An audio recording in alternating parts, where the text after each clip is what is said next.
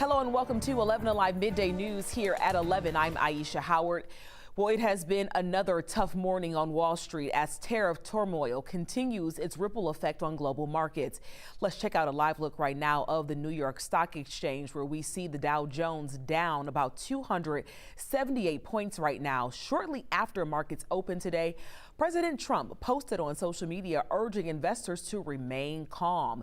His sweeping tariffs took effect on more than 80 countries overnight, including that massive 104% tax on Chinese goods. And China is already reacting. NBC's Janice Mackey-Frayer has more from Beijing.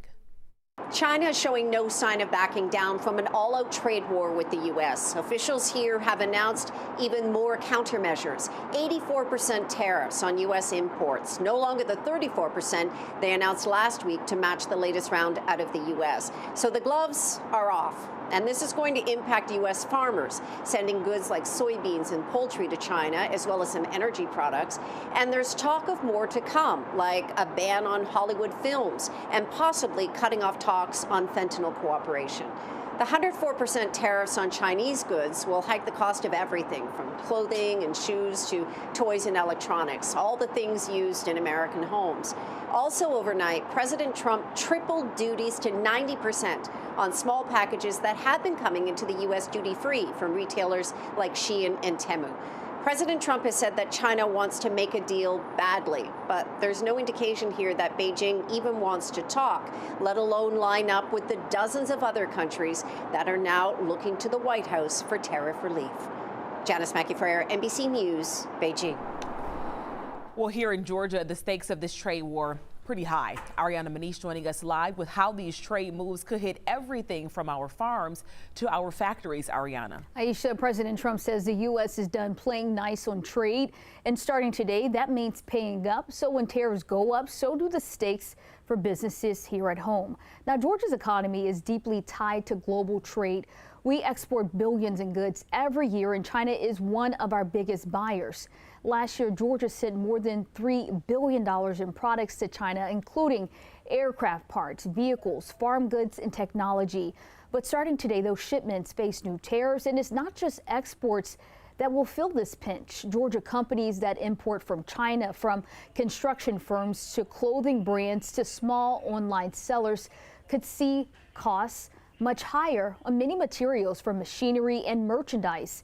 Meanwhile, President Trump says while the tariffs may seem tough, they're part of a strategy he believes puts the U.S. in a stronger position at the negotiating table. I know what the hell I'm doing.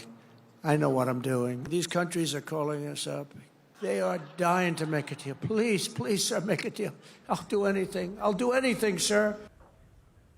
Now, the Georgia Chamber of Commerce says the policies are a double-edged sword. While some domestic manufacturers may see short-term benefits, other sectors, including farmers, construction companies, and exporters, are bracing for price hikes, supply chain headaches, and uncertain markets. Back to you. All right, Ariana, thank you. If there's never been a story everyone is watching, it is this one. And with the tariffs likely to impact prices, people in Atlanta are just kind of feeling uncertain about it. 11 Alive's Dan Kennedy talked with people in the A to get their thoughts on the tariffs. Dan, what are people saying out there right now? Hey, Aisha, I talked to a dozen different people this morning and just casually asked, what are your thoughts about the tariffs? How will this impact you, if at all? And Aisha, everybody had an opinion on this. It seemed they had been thinking about this, in fact, for a while. I caught up with one woman from England who has actually lived here in America for the last 18 years. She's a citizen here, but she brings a very interesting European and American perspective to the trade war. We are the children of people who fought in World War II, and the sense of need for countries to come together was very strong then.